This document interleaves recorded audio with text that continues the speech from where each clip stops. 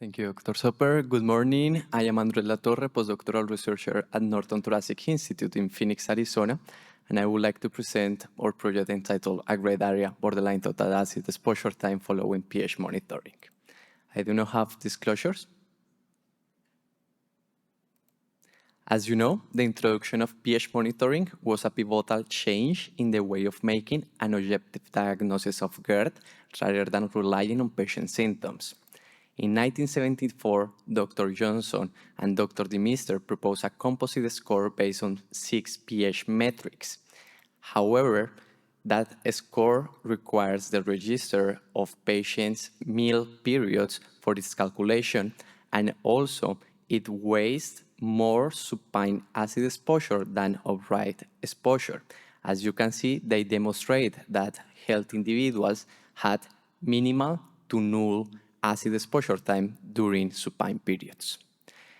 Furthermore, in 2005, after FDA approval, wireless pH Bravo capsule was introduced, and it allowed prolonged studies and also improved patient tolerability.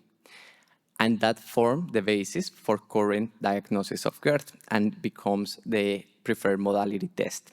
However, in 2018, and most recently the second version in 2023 of the Lyon Consensus, proposed new definitions to define what is normal and pathological according to only one pH parameter, that is the total acid exposure time. And this leads to a gray area for patients presenting a total acid exposure time between 4 to 6% in any day of analysis. And these patients may require additional testing. Hence, there is a large gray area in definitive diagnosis of GERD, and this is most likely occurring because we are ignoring the supine exposure when we are using that metric alone. Our aims were to demonstrate that a significant proportion of inconclusive studies defined by the total acid exposure time alone can be reclassified using the DeMeester score as normal or pathological. Also, to determine if supine acid exposure was an important factor for this reclassification, and finally, most importantly, propose a classification system based on a composite score that used upright and supine acid exposure time in order to decrease the proportion of patients falling in that borderline area. After local IRB approval, we conducted a retrospective observational study with a proposal of a diagnostic model. We used all patients that underwent Bravo studies of 48 hours for suspected GERD and presented an overall total acid exposure time between 2 to 6%, and we exclude patients that had a history of anti-reflux surgery, all studies that were done on acid suppression, and also all studies that present inadequate register of meal and supine periods. A total of 114 patients were included, that is 228 days of analysis. For definitions of what is normal, what is pathological, we use the standard definitions for both systems, and we perform multiple statistical analysis to demonstrate the misclassification, also to create this new score, validate it, and also assess its performance. We use as the gold standard the historical DeMeester score, and we compare it with the total acid exposure time. Our cohorts were predominantly formed by females, by women, and the median age was 55 years, the median BMI 28.9. 10 patients had endoscopic evidence of GERD, and 29 had hiatal hernias of 2 or more centimeters.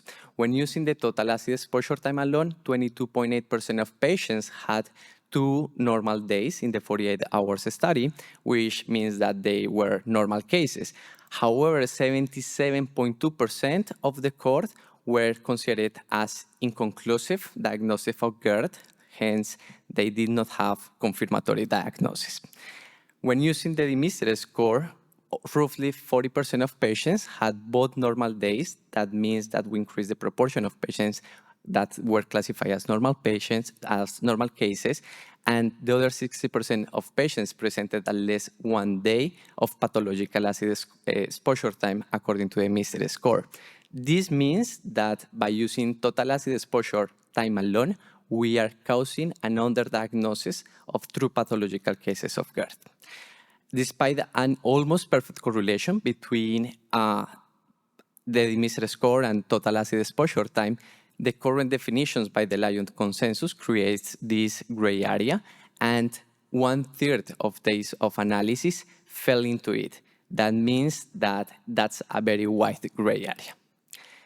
And when we incorporate the weight of supine acid exposure time in this scatter plot as the bubble size, you can see two fairly distinct subsets of days of analysis.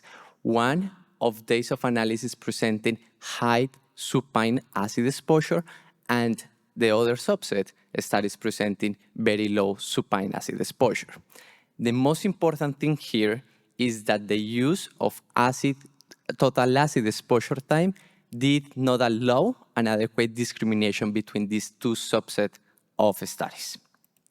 Hence, we developed a model using two predictor factors, the upright and the supine position, to weigh what was the adequate weight of supine and upright position and allow a better classification.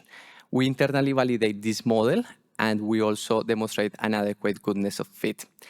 The new score that we're proposing is the Phoenix score, and this is its calculation. It considers supine and also upright acid exposure time, and it's a simple calculation to do. The cutoff were selected based on an optimal threshold. A lower threshold was selected at 7.06, and the upper threshold as a score of 8.45. Everything below the lower threshold is considered to be physiological acid exposure time, and above the upper threshold is considered to be pathological. And everything between is considered to be inconclusive.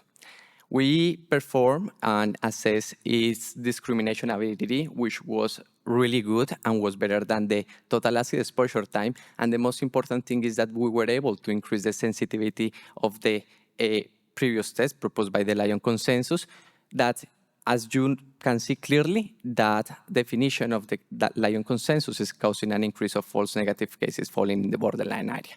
Hence, when we use the Phoenix score for the classification system, we were able to came from a 77.2% of patients in the borderline area to only 13.2 patients, and we were able to discriminate adequately what was pathological and what was a normal case in most of the cases. Our study limitations was that we had a small development sample. The development of the Phoenix score, as well as the performance analysis, did not consider adjunctive evidence of GERD nor other pH metrics. And of course, this was done in a very specific setting, so it requires also external validation. In conclusion, we were able to demonstrate that current definitions of total acid exposure time of GERD based on this metric disregard the positional variations and the threshold lacks of adequate sensitivity. The proposed classification system based on the Phoenix score allows a practical framework for diagnosis of GERD, and also it provides better sensitivity, specificity, and allow a reduction of cases considered to be inconclusive. It addresses also the main concerns of the Dimistre score, as it recognizes the spectrum of the disease.